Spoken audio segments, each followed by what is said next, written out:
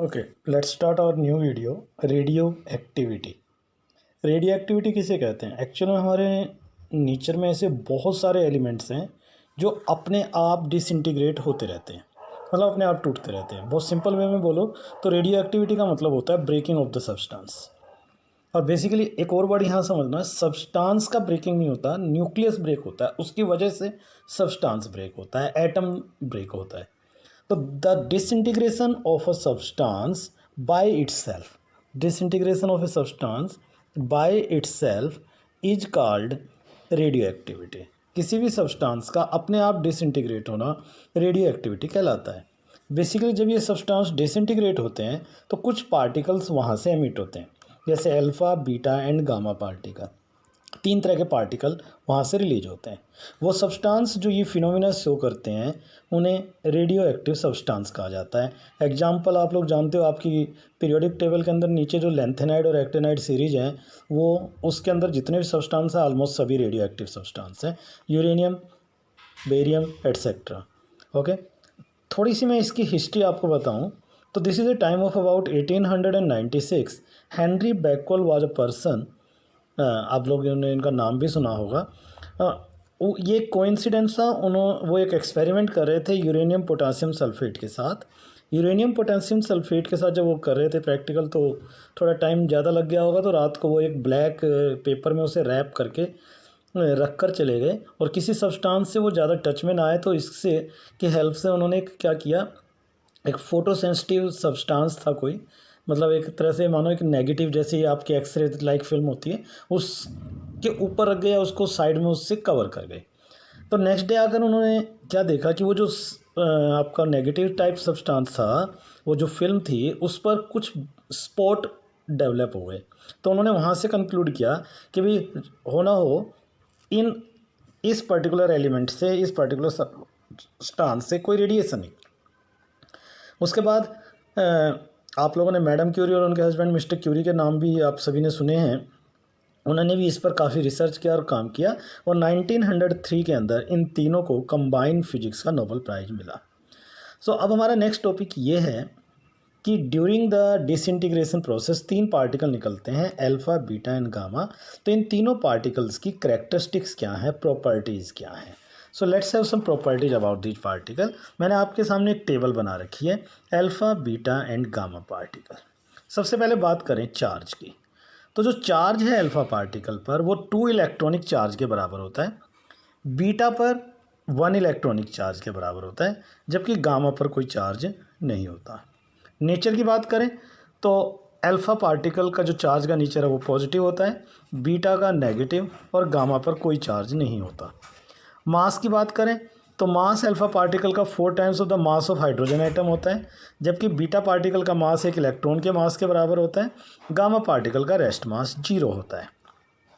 Speed की बात करें तो ये पार्टिकल लगभग 33% of the speed of light के साथ ट्रैवल करते हैं, जबकि ये वाले पार्टिकल आपके लगभग 33 to 99% of the speed of light के साथ ट्रैवल करते हैं, और गामा पार्टिकल की स्पीड ऑफ लाइट के बराबर है। तो इन सब से, इन 4-5 प्रॉपर्टी से एक बात जो कंक्लूड होकर हमारे सामने आई वो ये है कि alpha particle is equivalent to helium nucleus, beta particle is equivalent to a fast moving electron, जबकि gamma particle equivalent to photon है। इसके अलावा इनकी 2-3 प्रॉपर्टी और डिस्कस की जा सकती है, जैसे आयनाइजिंग पावर। अल्फ़ा पार्टिकल की आयनाइजिंग पावर सबसे ज़्यादा होती है, गामा की सबसे कम होती है, जबकि बीटा पार्टिकल की आयनाइजिंग पावर इन दोनों के इन बिटवीन रहती है। Same penetrating power, alpha particle उल्टा होता है आयनाइजिंग पावर से, अल्फ़ा पार्टिकल की पेनिट्रेटिंग पावर सबसे कम होती है, जबकि गामा की सबसे ज़्यादा और बीटा की सबसे कम। पेनिट्रेटिंग पावर का मतलब है कि आप एक मेटल शीट पर अल्फ़ा, बीटा और गामा पार्टिकल तीनों को फॉल करवाते हैं, तो कौन सी मेटल शीट है जो उसे रोक पाएगी। फॉर एग्जांपल मैं ये कहूँगी, एक मेरे पास मेटल शीट है, इस मेटल शीट पर आपने तीनों पार्टिकल्स को फॉल करवाया, तो अल्फ़ा पार्टिकल जो है वो 0.1 सेंटीमीटर इस सीट के अंदर तक जा सकता है, उसके बाद रुक जाएगा, जबकि बीटा पार्टिकल 0.5 सेंटीमीटर अंदर तक जा सकता है, जबकि गामा पार्टिकल इस सीट के अंदर 30 सेंटीमीटर अंदर तक जा सकता है। इसका मतलब गामा पार्टिकल सबसे ज़्यादा पेनिट्रेट कर सकता है। ओके, इसके अलावा इफ़ेक्ट ऑन फोटोग्राफिक प्लेट, ये जैसे फिल्म की बात कर रहे थे उस तरह से मान लीजिए। तो अल्फ़ा पार्टिकल का इफ़ेक्ट फोटोग्राफिक प्लेट पर सबसे ज़्यादा होता है, गामा का सबसे कम, और वही बीटा का इन बिटवीन होता है। तो ये हैं सारी properties alpha, beta and gamma particle की, जो during the radio active disintegration process emit होती हैं। अब यहाँ से आगे हमें कंटिन्यू करना है laws of radioactivity. There are certain laws, 6-7 law हैं, इसके बारे में बात करते हैं। सबसे पहला law, radioactivity is a spontaneous process. Radioactivity एक स्पॉन्टेनियस प्रोसेस है, यानी कि ये अपने आप होता है, इसे किसी एक्सटर्नल कंडीशंस की ज़रूरत नहीं है, टेम्परेचर की ज़रूरत नहीं है। It release the particle by itself. If somebody ask you what is the cause of radioactivity, radio activity क्यों होती है, देखो बहुत मोटे शब्दों में समझो तो बेसिकली क्या होता है, रेडियो एक्टिविटी ना बहुत हैवियर एलिमेंट में नज़र आता है।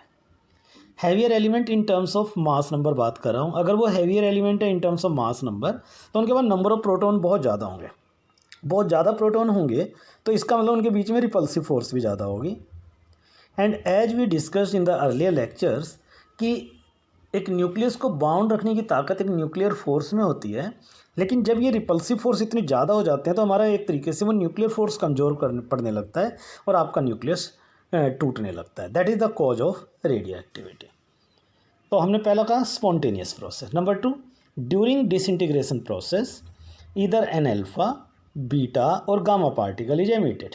इन तीनों में से कोई एक पार्टिकल निकलता है, 2 भी निकल सकते हैं, तीनों भी निकल सकते हैं, लेकिन ख़ास बात यह है कि एक ही टाइम में 2 पार्टिकल एमिट नहीं होते, भले ही वो एक ही टाइप के हों या डिफरेंट टाइप के। Means no 2 particle of same kind और different kind emitted simultaneously.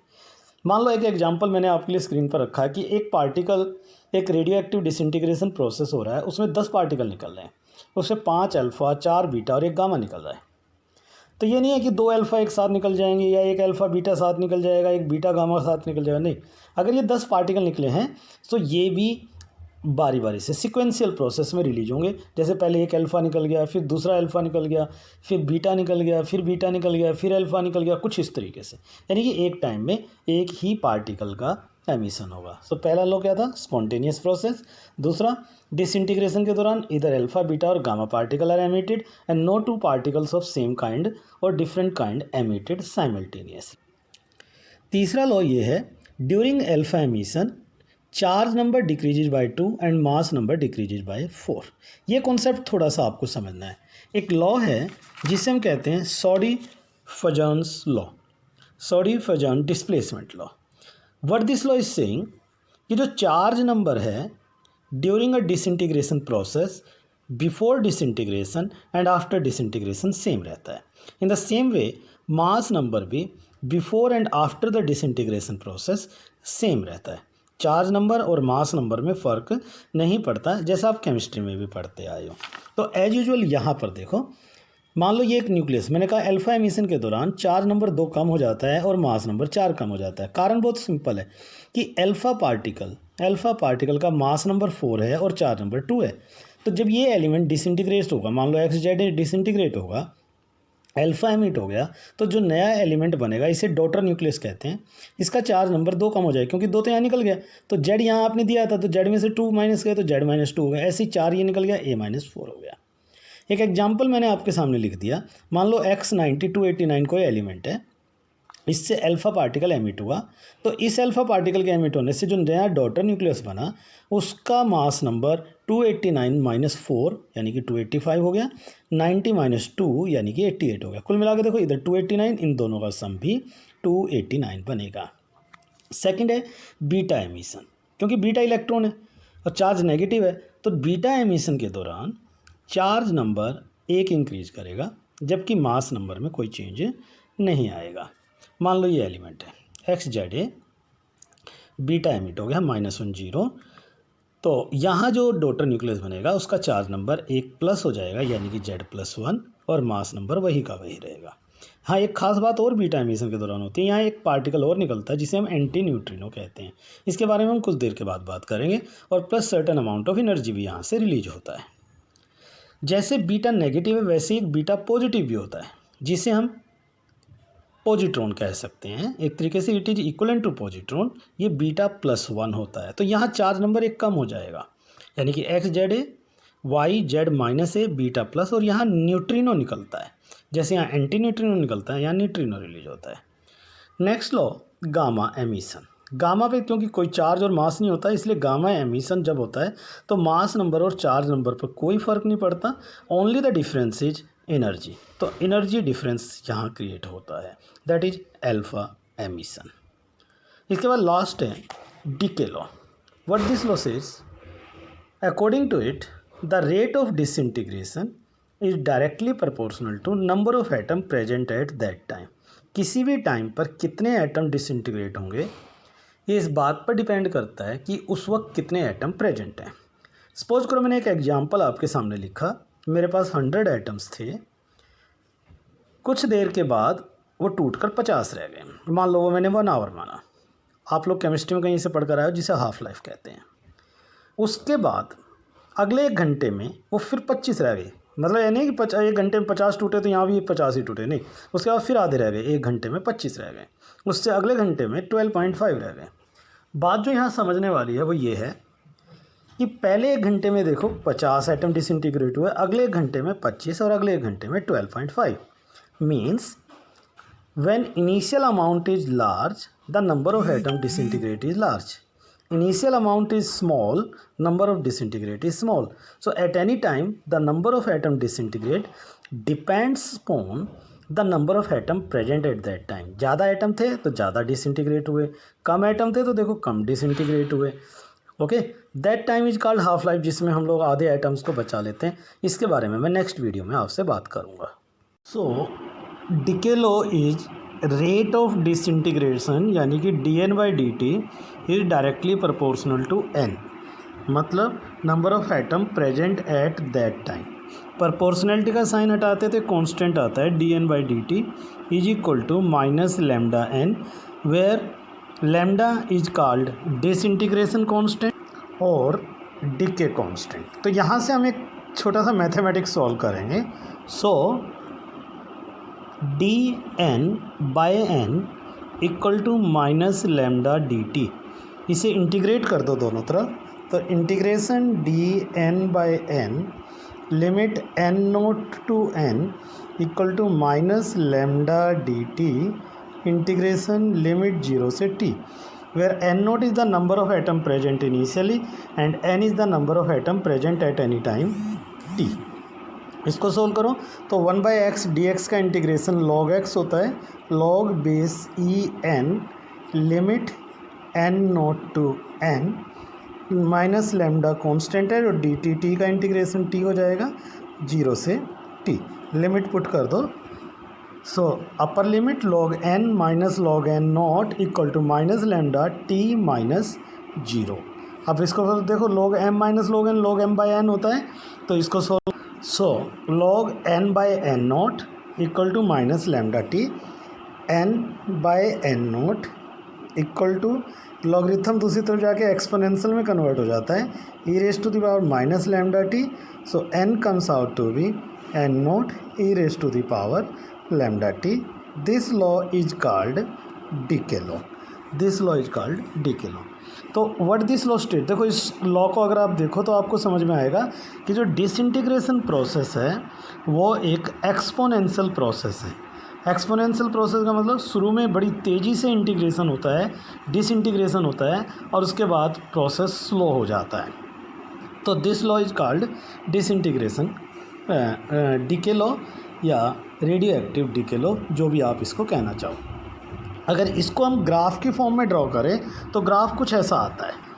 So nature of the graph is this, देखो ये n है नंबर ऑफ एटम्स अनडिकेड, जितने एटम बच गए हैं, वर्सेस टाइम ग्राफ है।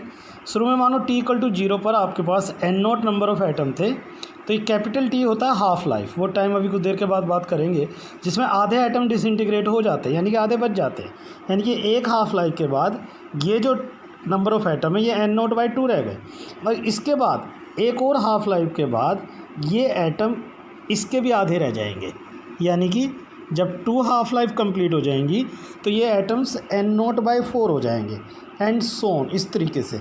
तो आप देखो शुरू में देखो कितनी तेज़ी से कम हुए लेकिन फिर स्लो हो गए, और it will take infinite time to completely disintegrate. This is a graph between number of atoms undecayed versus time. Now next topic is decay constant की डेफिनेशन। डिके कांस्टेंट यानी कि लैम्डा को डिफाइन करना है आपने। लैम्डा को देखो, ये लॉ है डिके लॉ, यहीं से लैम्डा को डिफाइन करेंगे। If lambda equal to 1/t, इसको यहाँ पुट कर दो इक्वेशन 1 में, तो n comes out to be n0 e⁻⁻1। देखो यहाँ पर पुट करोगे तो 1/t से t कट जाएगा, लैम्डा इंटू टी है तो लैम्डा को 1/t रखा इंटू टी, तो t से t कट गया 1 हो गया, e⁻1, यानी कि n इक्वल टू n0/e। तो ये बड़ी सिंपल डेफिनेशन होगा इसकी डेफिनेशन का मतलब क्या हुआ कि डिसइंटीग्रेशन कांस्टेंट उस टाइम का रेसिप्रोकल है जिस टाइम में number of atom left 1/e times of the original number of atoms होते हैं। यानी कि जितने टाइम में 1/e times of the original number of atom बच जाएंगे उस टाइम का रेसिप्रोकल डिसइंटीग्रेशन कांस्टेंट कहलाता है। So it is the reciprocal of the time in which the number of atoms left undecayed is 1/e times of the original number of atom। 1/e times मतलब लगभग 36.8% होता है। तो यहाँ से देखो इसकी SI यूनिट क्या बनेगी, आपको समझ में आएगा। इसकी SI यूनिट जो है वो टाइम का रेसिप्रोकल है, इसका मतलब सेकेंड इनवर्स हो जाएगी। So its SI unit is second inverse. So our next definition is half life. Half life किसे कहते हैं? हाफ लाइफ वो टाइम होता है जिसमें आधे एटम डिसइंटीग्रेट हो जाते हैं, या ये कहो कि वो टाइम होता है जिसमें आधे एटम डिसइंटीग्रेट होने के बाद बच जाते हैं। So it is the time in which half of the original number of atoms disintegrate और the time in which half of the original number of atoms left undecayed. इसका मतलब ये हुआ कि जब टाइम कैपिटल टी मतलब 1 half life, तो n जो है वो n0/2 के बराबर होता है। आप चाहो तो इसको अब पुट कर दो इक्वेशन के अंदर, जो आपका फॉर्मूला था n equal to n0 e⁻⁻λ into T. जब t को कैपिटल T पुट करोगे तो n की वैल्यू हो जाएगी n0/2 equal to n0 e⁻⁻λt। n0 से n0 कैंसिल हो गया, टेकिंग रेसिप्रोकल तो e⁻λt हो जाएगा 2 के बराबर, तो λt आ जाएगा आपका एक्सपोनेंशियल दूसरी तरफ जाके log बेस e2 हो जाएगा, जिसकी वैल्यू अगर आप सोल्व करते हो log 2 की वैल्यू तो होती है 0.3010 और log बेस 10 में कन्वर्ट करने पर ये वैल्यू 0.693 आ जाएगी।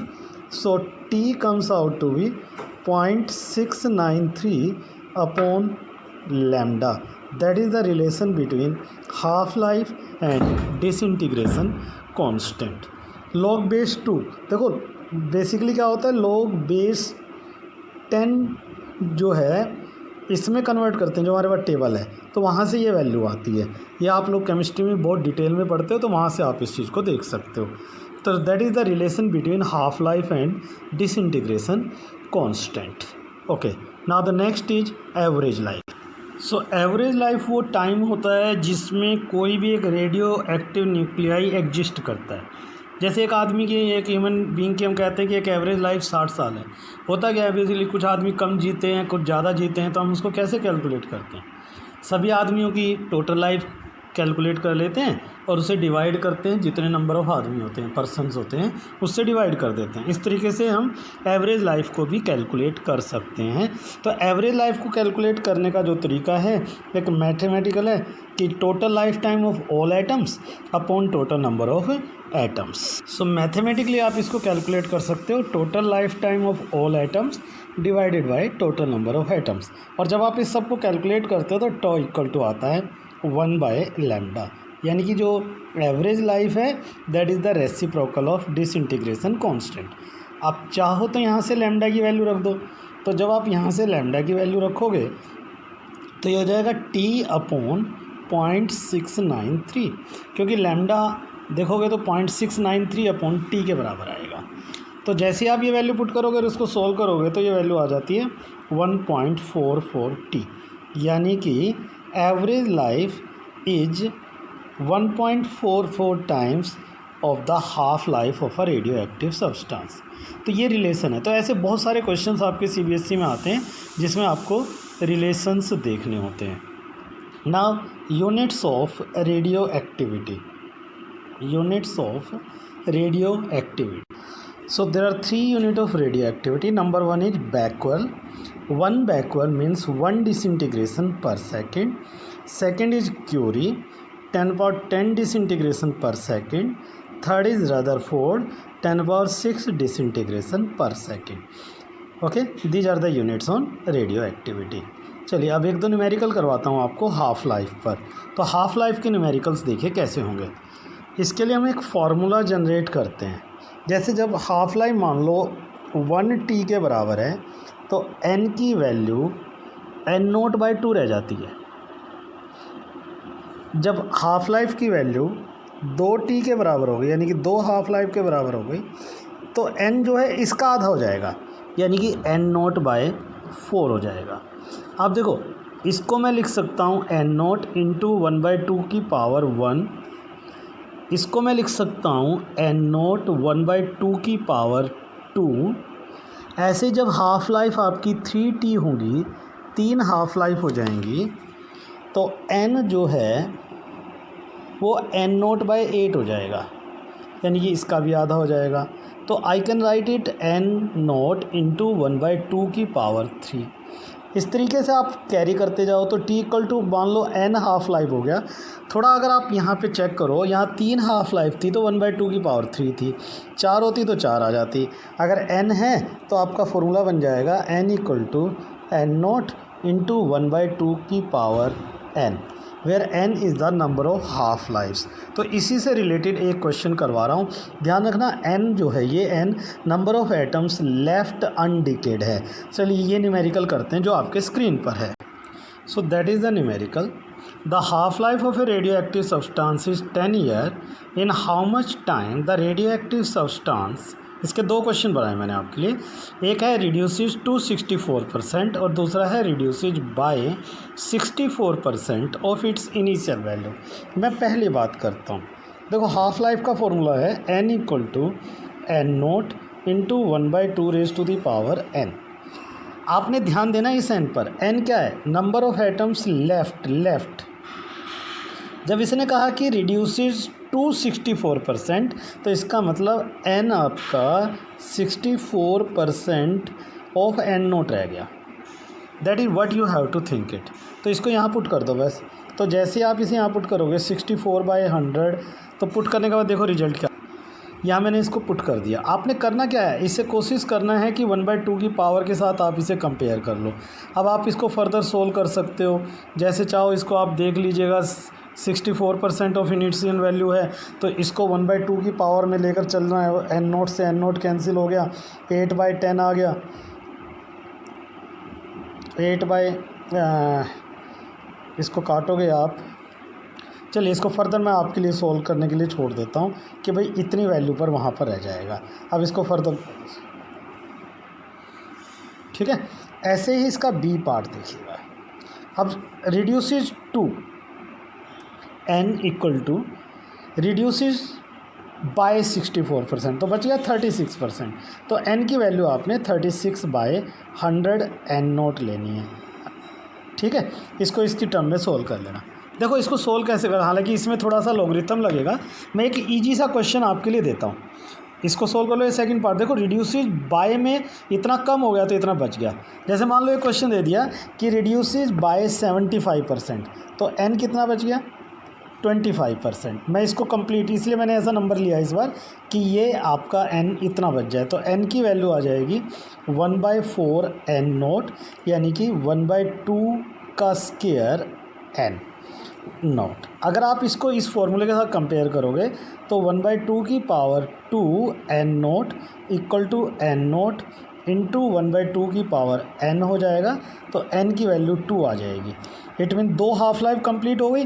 हाफ लाइफ 10 ईयर है, तो देखो इस फॉर्मूले के according T t equal to N T, तो टोटल टाइम हो जाएगा 2 × 10 यानी कि 20 ईयर।